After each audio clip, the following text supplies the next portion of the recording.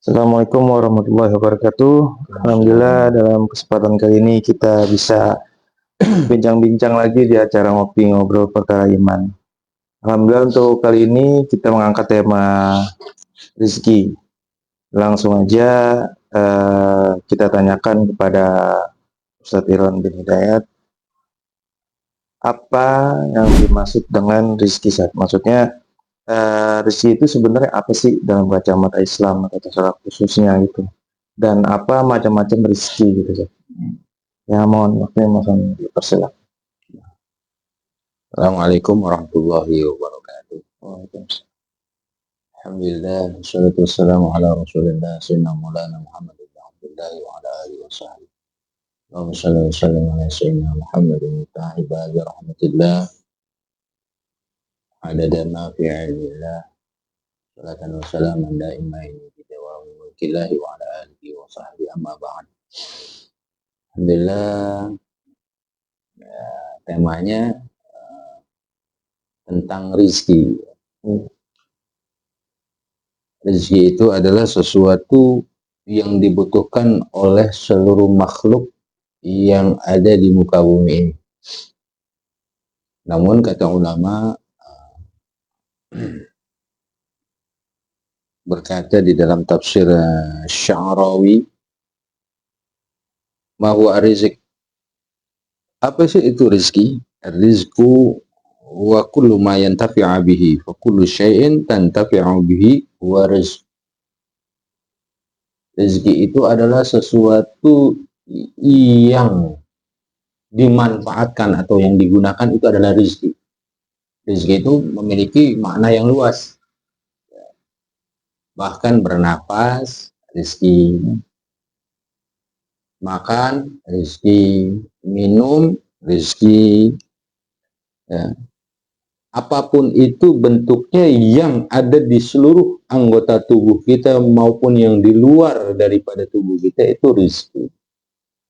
Jadi rezeki itu menyelimuti dari kehidupan apapun itu yang namanya makhluk hidup, yang bermanfaat atau yang dimanfaatkan atau yang digunakan, itu juga rezeki. Ya, melihat atau mendengar, berbicara, rezeki. Nah, dalam kacamata syariat, rezeki itu memiliki dua daripada jalan. Ada rezeki yang berhubungan dengan yang halal, ada rezeki yang berhubungan dengan yang haram. Rezeki juga yang haram, rezeki termasuk hukuman rezeki yang diharamkan oleh Allah. Jadi Allah memberikan hukum di dalam syariat, tuntunan bahwasanya orang-orang yang beriman itu ditetapkan rezekinya yang halal-halal. Nah, dilarang untuk mengkonsumsi atau melakukan daripada rezeki yang haram-haram. Di dalam dunia fikih, rezeki yang haram itu wajib bagi mereka yang beriman untuk menjauhinya, karena mempengaruhi daripada kehidupan manusia itu sendiri. Ya, bahkan sifat-sifat yang haram pun, sifat yang baik pun termasuk juga rezeki.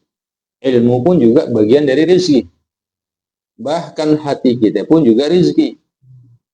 Jadi rezeki-rezeki yang dicintai oleh Allah Subhanahu wa Ta'ala, itulah rezeki yang sebenarnya. Bahkan iblis pun diberikan rezeki oleh Allah berupa apa? Kekuatan untuk menggoda manusia. Itu kan kekuatan, kemampuan itu pun juga rezeki. Dan ketika kita ikhtiar, itu pun juga bagian dari rezeki. Kesehatan, rezeki. Ikhtiar, rezeki. Ilmu, rezeki. Jadi begitu luasnya tentang arti dan makna daripada rezeki itu sendiri. Kira-kira begitu. Berarti dalam aspek dari tubuh kita juga rezeki, saya kayak napas segala macam itu pemberian rezeki dari Allah. Rezeki. Itu juga ada pertanyaan gini, Sat. Kalau Allah telah menjamin rezeki kita ya, Sat, kenapa kita tetap mencari rezeki tersebut? Itu maksudnya gimana, Sat? Jaminan itu kan namanya takdir. Allah telah menjamin wa kullu dabbatin rizquha 'ala Allah. Setiap makhluk yang ada di muka bumi ini yang melata, itu rezekinya telah dijamin oleh Allah. Itu kan bicaranya tentang takdir. Nah, takdir itu adanya di mana? Min lauhil mahfuz. Khusus untuk Allah Subhanahu wa taala. Nah, kalau khusus untuk makhluknya, menjalani takdir Allahnya itu yaitu dengan ikhtiar, dengan usaha. Begitu. Karena kata Nabi Muhammad Shallallahu Alaihi Wasallam di dalam kitab Risalatul Mu'awana disebutkan di dalam hadis, bahwasanya Rasulullah berkata, "I'malu fa kullun muyassarun lima khuliqa lahu." I'malu, berbuatlah kamu, berusahalah kamu dengan setiap orang yang telah dimudahkan oleh Allah dalam takdirnya bagi kamu. Nah, itu kata Nabi SAW. Jadi ketika kita di dalam usaha itu kita sedang menyelaraskan apa yang telah ditakdirkan oleh Allah. Bukan hanya di situ hadis tersebut. Maka dilanjutkan. Man khuliqal jannah yassaru li amali ahli jannah. Siapa orang yang memang betul-betul dia ditakdirkan sebagai ahli surga, maka dia perbuatannya perbuatan ahli surga. Jikalau dia ditakdirkan oleh Allah menjadi ahli surga, maka perbuatannya ahli surga, mirip dengan ahli surga. Begitu juga sebaliknya, jikalau memang seseorang ini ditakdirkan menjadi ahli neraka, maka perbuatan dia adalah ahli neraka di dunia itu. Nah, makanya di sini adanya suatu perubahan. Mau nggak kita mau merubah dalam takdir Allah ini? Jadi takdir Allah itu ditentukan dengan usaha. Kita mencari perubahan diri kita, mencari takdir Allah dengan takdir yang baik melalui usaha tersebut. Seseorang tidak akan bisa berubah kalau dirinya tidak merubahnya. Ketika diri seseorang itu merubahnya, perbuatannya menjadi baik, itu sudah di dalam perbuatannya itu juga terdapat takdirnya Allah Subhanahu wa taala. Itu demikian. Jadi tentang apa namanya, Allah sudah menjamin rezeki segala macam itu ketetapannya mah Allah ya. Allah. Tapi kalau misalnya kita ingin merubah atau apa gitu, mau menjadi lebih baik lagi, itu tergantung usaha kita berarti ya. Manusia itu sendiri. Gitu. Maksudnya usaha dia untuk berubah menuju kebaikan tersebut saja. Iya.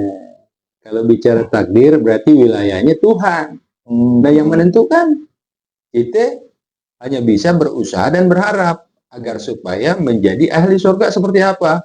Ya miripkan, ikutin sifat-sifatnya ahli surga seperti apa. Nah, sehingga Rasulullah berkomentar seperti itu tadi.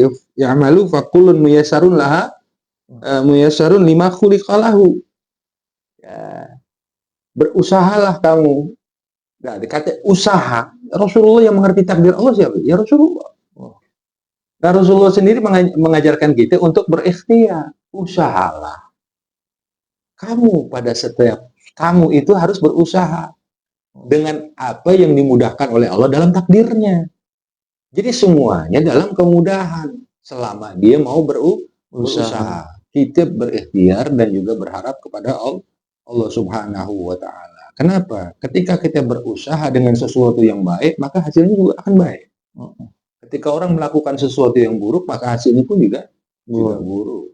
Contoh, ketika seseorang terbelenggu dengan keburukan, apa tindakannya? Ya udah pasti buruk.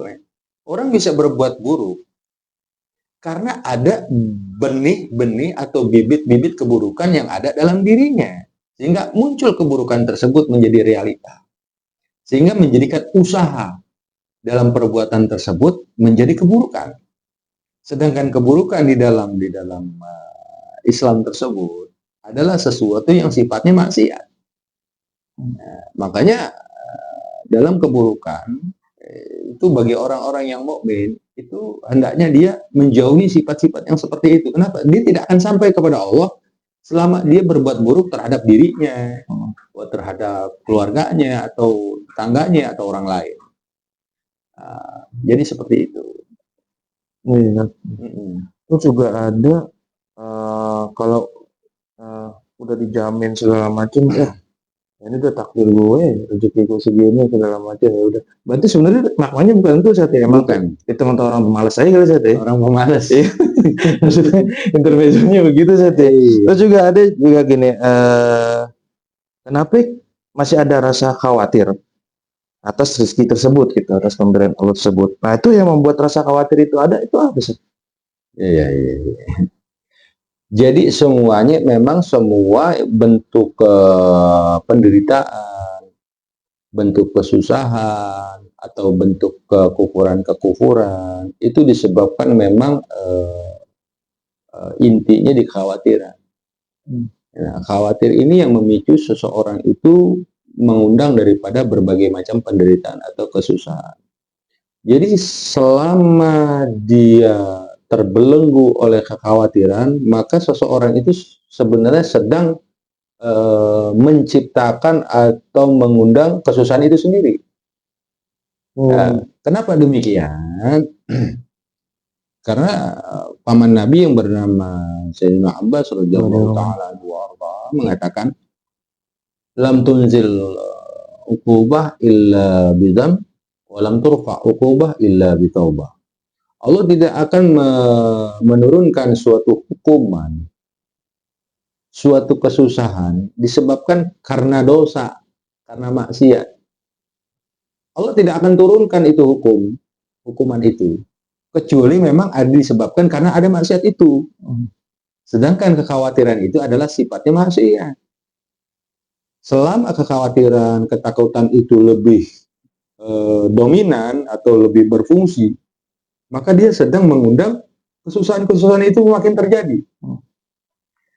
Ketika seseorang itu semakin dia lapang, semakin dia menerima, semakin dia bersyukur, maka dia sedang mengundang kemudahan itu terjadi.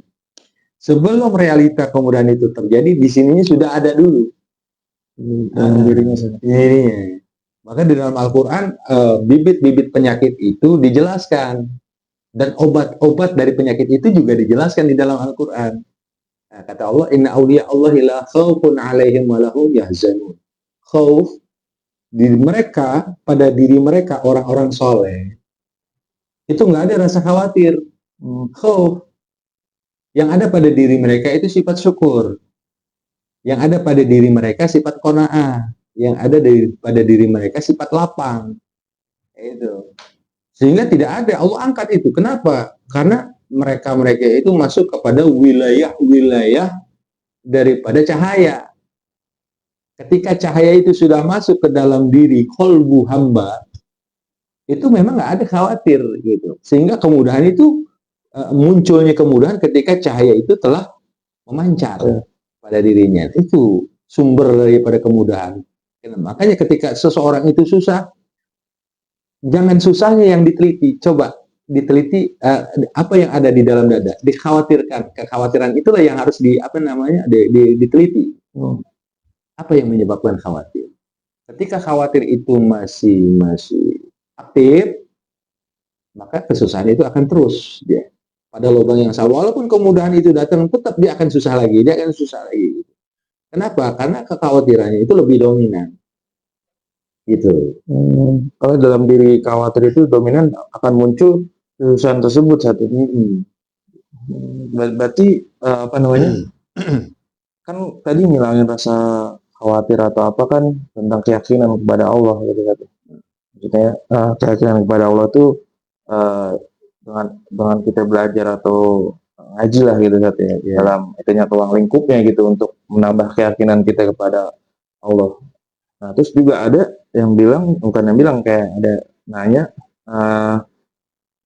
apa rezeki yang kita nyari yang haram-haram gitu, atau rezeki yang haram lah gitu, itu termasuk rezeki juga Ustaz?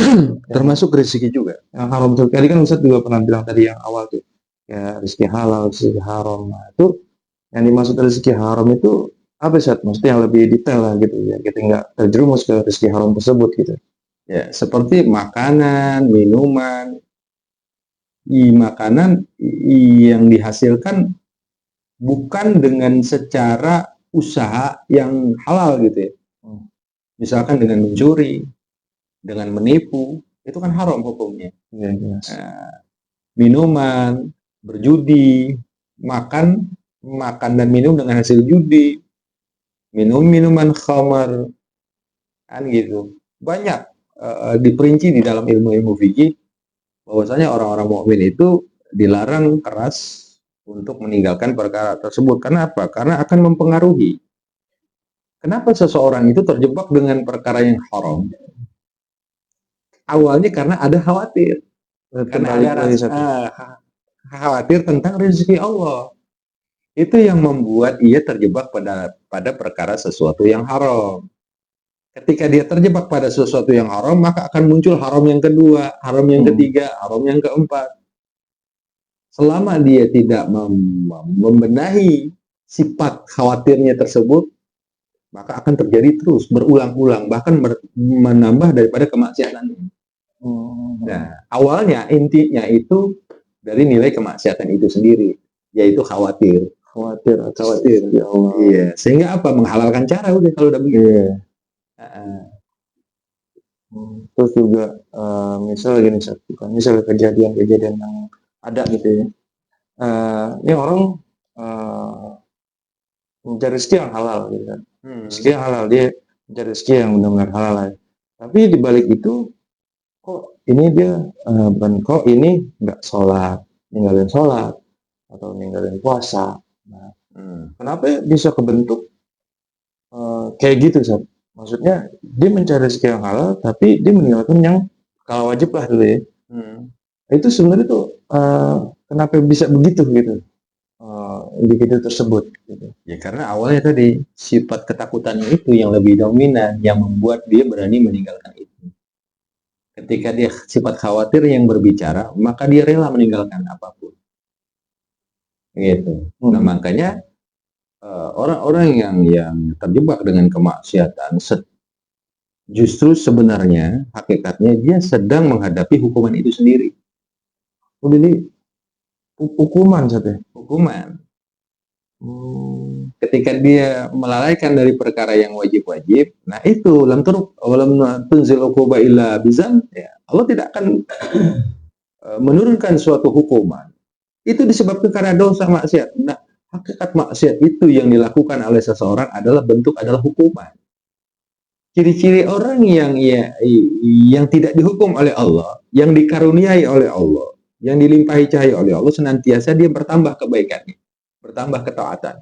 Nah, orang itu kan berarti bukan yang dihadapi bukan hukuman, adalah kenikmatan. Kenapa? Kebaikannya bertambah. Justru orang yang terjebak dengan kemaksiatan seperti meninggalkan yang wajib-wajib, justru dia sedang menciptakan hukuman itu ada. Nah, hukuman itu ada disebabkan karena adanya dosa dan maksiat. Dan dosa maksiat itu tidak akan diangkat oleh Allah illa bitaubah, kecuali dengan sifat taubat. Iya, taubat itu artinya meninggalkan dari perkara maksiat itu sendiri, meninggalkan hukuman itu sendiri dengan cara apa? Bertaubat, meninggalkan itu. Berarti kalau ada posisi orang atau individu tersebut yang kayak begitu, itu bisa disebut hukuman saja. Hukuman, bukan ujian atau apa ya? Bukan beda saja. Ujian sama hukuman beda. Kalau ujian naikin level kita ya gitu. Iya, bertambah dia kebaikan. Iya, bertambah kebaikan kita ya. Iya, kalau hukuman malah tambah turun atau malah tambah kita nggak sadar, tambah jauh dari Allah gitu. Tambah jauh dari kebaikan itu sendiri. Itu juga berarti bisa diistilah katain tuh ada juga namanya istijrat, Sat. Istijrat itu apa makna dan maksud artinya, Sat? Ya, istidrat itu sebenarnya hukuman dari Allah. Seperti dia berjudi, dia mabuk, dia berzina, dia meninggalkan perkara yang wajib-wajib, namun rezekinya kok banyak. Kok rezekinya berlimpah. Kata Allah apa? Sanastadrijuhum haitsu la ya'lamun. Allah akan tenggelamkan dengan secara tiba-tiba. Allah akan matikan dengan secara tiba-tiba yang mereka nggak tahu. Dengan sebab apa? Kemaksiatan mereka sedang diulur. Makanya kita nggak boleh seorang yang muslim ini Yang menjalankan ketaatan ini kadang kita diuji oleh sesuatu tentang rezeki, misalkan dengan kesusahan. Makanya di situ ada suatu sifat sobar, ada suatu sifat berserah diri. Jangan pernah kita iri kepada seseorang yang rezekinya berlimpah dengan meninggalkan perkara yang wajib-wajib, tapi rezekinya berlimpah gitu. Nah, itu istidrat namanya di dalam Islam tersebut. Sebagaimana Qarun. Wah, Qarun kan berlimpah hartanya. Meninggalkan Tauratnya Nabi Allah Musa. Nah, itu yang dikatakan sana tadrijuhum haitsu la ya'lamun, ya itu. Ya, jadi ditenggelamkan langsung tanpa ada kabar berita kematian untuk dirinya tenggelam. Qarun, karena sedetik lagi, 1 jam lagi lo bakal tenggelam. Enggak. Sekonyong-konyong bagtatan udah. Ya, tiba-tiba gitu. Nah, dari kemaksiatan itulah yang membuat hukuman itu terjadi. Itu. Berarti kalau apa namanya, ini kan tadi kita bahas tentang yang buruk-buruk ya gitu. Maksudnya buah dari kekhawatiran segala macam. Nah, juga nih dan juga kita pengen bahas tuh tentang rasa bersyukur, Sat. Jadi rasa bersyukur atas rezeki yang kita dapat. Nah, itu yang membuat kita rasa bersyukur gitu itu munculnya tuh dari mana, Sat? Jadi yang berbuah realita dalam kehidupan kita. Yang membuat rasa bersyukur karena kebaikan itu hidup. Ya, ketika kebaikan itu keluar, kita keluarkan, itu sebenarnya menghidupkan rasa syukur. Rasa syukur itu tidak akan bisa muncul kecuali ada kebaikan dulu yang berbicara. Rasa bersyukur itu adalah kebaikan, bukan? Ya, kebaikan. Gitu. Kenapa bisa muncul rasa kebaikan, rasa syukur ini? Karena dipicu oleh kebaikan-kebaikan yang kita keluarkan dari dalam diri karena Allah. Kalau tidak ada kebaikan yang keluar, maka rasa syukur tidak akan bisa keluar. Gitu. Nah, sifat kebaikan inilah yang memunculkan berbagai macam kemudahan-kemudahan, keberkahan-keberkahan, sifat-sifat syukur kita yang memicu daripada sifat syukur adalah kebaikan itu sendiri. Karena sifat kebaikan ini adalah dia menghilangkan atau menghapus keburukan-keburukan. Menghilangkan kesulitan-kesulitan. Menghilangkan apa lagi? Banyak. Bahkan dari fadilah-fadilah istighfar, fadilah-fadilah kalimat-kalimat thayyibat, bisa menyembuhkan penyakit karena lebur keburukan itu dengan kebaikan-kebaikan yang diucapkan. Gitu. Makanya ketika kita diuji dengan berbagai macam kesusahan atau kesulitan, coba deh banyak berbuat kebaikan. Nanti di situ akan mengundang berbagai macam kemudahan-kemudahan, dan sifat-sifat syukur pasti dengan sendirinya akan keluar. Jadi bukan dari hasil dari paksaan ya. Karena kebaikan itu tulus keluarnya, maka syukurnya pun ikuti kebaikan itu yang tulus. Kalau kebaikannya dia tidak tulus, syukurnya pasti akan nyumbat dia, terpaksa. Iya, karena ini hubungannya sifat syukur ini hubungannya dengan sifat. Kebaikan pun juga hubungannya dengan sifat. Kemudahan pun hubungannya dengan sifat. Gitu. Jadi sebenarnya kita bukan menghadapi suatu keadaan. Keadaan itu sebenarnya adalah bagian dari diri kita. Gitu. Sebenarnya yang kamu hadapi adalah diri kamu itu sendiri melalui keadaan itu sendiri. Misalkan keadaanmu mudah, keadaanmu susah atau mudah, itu sebenarnya kamu sedang menghadapi diri kamu yang seperti apa. Jadi seperti itu. Dan itu pun adalah rezeki. Balik lagi, dan keadaan semua apapun itu adalah rezeki, dan rezeki itu ada pada diri kamu, pribadi kamu masing-masing. Apapun yang kamu hadapi adalah diri kamu. Bukan orang lain, bukan keadaan yang lain, adalah diri kamu. Jadi seperti itu. Buat setiap perbuatan atau mendapatkan sesuatu atau kita bertemu dengan sesuatu atau itu sebenarnya kita berhadapan sama diri itu sendiri saja. Diri kita sendiri. Mau kesusahan atau kemudahan itu berhadapan sama diri kita sendiri. Mau maksiat atau taat, itu kamu sedang menghadapi diri kamu itu sendiri. Berarti kalau ada sifat ini, Bang, kita ngeliat misalnya orang kaya atau apa, enak tuh orang ya kaya atau apa yang macam. Nah sebenarnya itu penyakit saja sebenarnya dalam diri kita saja. Maksudnya ngelihat orang kayak cukupan atau apa segala macam, terus kita nyebut begitu kayak enak tuh ya sebulan ya, ada kecukupan segala macam ini. Kok nah terus jadinya kalau dari kita, oh gue begini aja. Nah itu sebenarnya itu penyakit ya Teh. Jadi gini, ya apapun itu yang kamu hadapi adalah diri kamu sendiri. Misalkan ya rasanya seperti apa? Ketika kamu melihat orang itu nyaman, enak, tapi di diri kamu nggak enak. Sebenarnya bukan orang itu yang enak. Sebenarnya, ketika kita menilai seseorang itu dengan sesuatu yang tidak baik, itulah diri kamu. Tadi balik kita Ketika kamu ketika kamu melihat seseorang itu dengan senang, orang itu senang, terus kamu ikut senang, itulah diri kamu. Ketika kamu melihat orang senang, terus kamu nggak senang, itulah juga diri kamu, gitu. Nah, ciri-ciri orang yang mudah bergaul dengan kemudahan, dia selalu akan aktif, luas. Artinya luas ya. Luas. Dia akan selalu bergembira ketika saudaranya bergembira. Nah, orang ini cenderung berkah. Orang ini cenderung mudah untuk mendapatkan kemudahan. Tapi kalau dia merasa selalu tidak senang ketika melihat orang senang, selalu tidak bahagia ketika orang itu bahagia, orang ini cenderung sifatnya selalu berkeluh kesah. Orang ini cenderung sifatnya susah. Nah, seperti itu.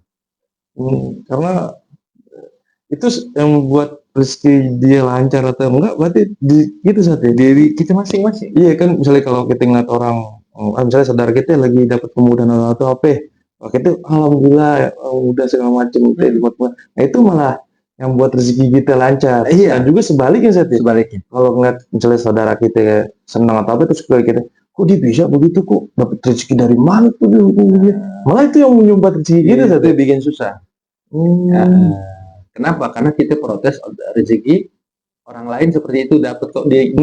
Ketika kita protes rezeki tersebut kepada orang lain, itu sama juga kita sedang menyumbat datangnya rezeki kepada kita. Itu nilainya adalah keburukan. Jadi keburukan itu yang membuat semua menjadi penderitaan atau kesusahan. Jadi seperti itu. Padahal hakikatnya soalnya nggak ada kesusahan saja. Kalau diri kita, cerminan diri kita baik saja. Iya. Berarti kesusahan sebenarnya nggak ada saja. Nggak ada. Kesusahan itu adalah suatu sumbatan apa yang ada dalam pikiran dan perasaan. Makanya pikiran itu adalah cerminan dirimu. Perasaan pun juga cerminan dari dirimu. Realita pun juga seperti itu, bagian dari dirimu. Kalau bahasa orang sono bilang everything is me. Apapun itu adalah aku, gitu. Jadi tergantung aku merespon itu seperti apa. Gitu. Ketika kamu merespon A, kamu akan menjadi A. Ketika kamu merespon B, maka diri kamu akan menjadi B. Itu kan pilihan. Ikhtiar kamu pada sampai pada wilayah apa, maka itulah dirimu. Jadi seperti itu. Jadi kalau ukur rezeki secara umum nih orang banyak, bukan diukur dari kaya enggaknya atau, tapi pada hakikatnya bukan itu saja. Bukan diukur dengan kaya atau miskinnya atau cukup atau enggaknya. Karena bisa jadi itu diukur dengan rasa bersyukur kita ya satu. Iya. Atas yang tadi Ustaz jelasin tadi satu. Betul. Rasa syukur itu muncul karena ada kebaikan-kebaikan yang aktif. Syukur itu tidak bisa bekerja kalau tidak ada perbuatan yang aktif, yang dia sodorkan, yang dia sudah keluarkan. Dari mana syukurnya? Perbuatan yang nggak ada. Nah, syukur itu adalah buah atau hasil. Makanya Allah katakan, lain syakartum lazidannakum, barang siapa yang bersyukur kepadaku maka pasti aku tambah. Bagaimana dia mau bersyukur kepada Allah sedangkan kebaikannya nggak ada? Siapa orang yang bersyukur kepadaku, niscaya aku sama. Maksudnya, siapa orang yang berbuat baik, itu orang yang bersyukur. Konteks sifat syukur itu di mana? Di perbuatan. Baru dorongan untuk bersyukur kepada Allah akan terjadi dengan sendiri. Contohnya seperti kita ngaji. Itu kan perbuatan. Setelahnya apa? Alhamdulillah. Karena ada dorongan tadi. Engkau sudah berbuat itu, maka ucapkan alhamdulillah. Tidak habis makan. Alhamdulillah. Kenapa? Karena nikmat Allah sudah masuk. Jadi dorongan syukur itu ketika ada maf'ul, ketika ada orang yang berbuat. Kalau kita nggak berbuat apa-apa, syukurnya dari mana? Tidak terbentuk. Jadi syukur itu terlahirkan karena ada dorongan perbuatan itu. Jadi seperti itu. Makanya banyaklah berbuat baik. Maka dengan sendirinya akan terdorong untuk bersyukur. Nah, sifat syukur ini adalah doa seorang hamba yang tidak akan pernah tertolak. Itu. Berbuatlah engkau kepada hari esok. Padahal hari esoknya belum ada, tapi disuruh berbuat dengan apa? Husnudzon. Husnudzon itu kan suatu perbuatan yang sifatnya hati, yang sifatnya mental, jiwa. Ketika kita telah berbuat kepada hari esok dengan apa? Dengan husnudzon, dengan kelapangan, maka di situ akan memicu syukur. Terima kasih ya Allah, alhamdulillah hari esok. Ya. Ada adegan doa di situ. Keluar doa, ya Rabb, alhamdulillah engkau telah memberikan kemudahan di hari esok begini. Padahal belum terjadi, tapi di husnudzon di situ.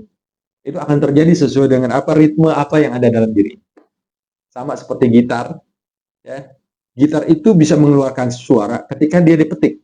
Treng, baru akan mengeluarkan gelombang frekuensi. Nah, diri kita seperti itu. Kita petik, teng, ngeluarin suara. Seperti itu.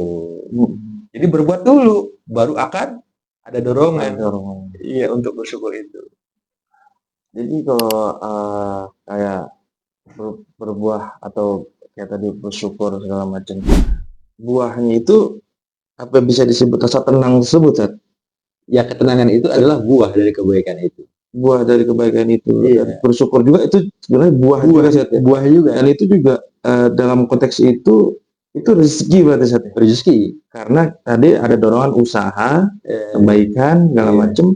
Dan itu emang buahnya ketenangan dan bersyukur itu emang rezeki, Sat, ya? Dari Allah, Sat, ya? Rezeki. Sebenarnya kayak kata rezeki itu sebenarnya seperti itu, Sat. Seperti itu. Kalau maksudnya maknanya gitu, Sat. Iya.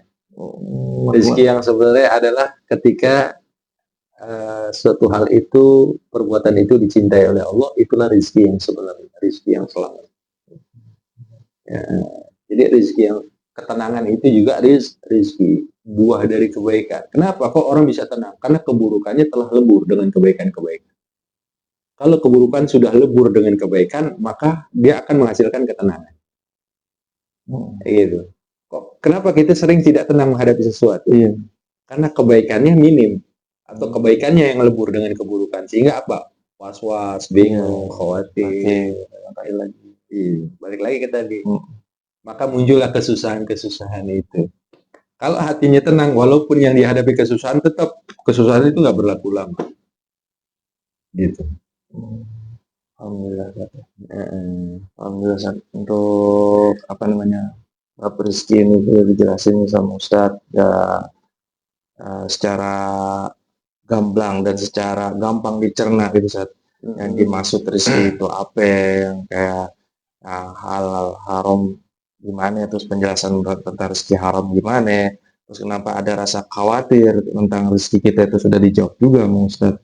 Terus juga tentang rasa bersyukur, gimana kita bisa dapetin rasa bersyukur itu, dan pada hakikatnya rezeki tersebut adalah yang utama itu rasa bersyukur dan ketenangan tersebut yang dari Allah kita dapetin gitu, Sat. Alhamdulillah, Sat, gitu. Dan juga kayaknya sih baru sedikit dulu, Sat, pertanyaannya. Dan mungkin ntar ada next lagi, soalnya nih banyak nih tentang rezeki ini nih, persoalan di luar itu kan, gitu kan. Alhamdulillah mungkin nanti kita lanjut lagi di apa nih, part berikutnya atau bagian berikutnya, Sat. Ini masih banyak pertanyaannya. Dan akhir kata, Sat, biasa doa penutup dari Ustadz untuk bab rezeki yang kali ini. Sallallahu alaihi wasallam wa ala alihi wa sahbihi ajma'in. Allahumma shalli wa sallim wa barik wa karrim ala sayyidina Muhammadin wa ala alihi wa sahbihi ajma'in. Allahumma shalli wa sallim wa barik wa karrim ala sayyidina Muhammadin wa ala alihi wa sahbihi ajma'in.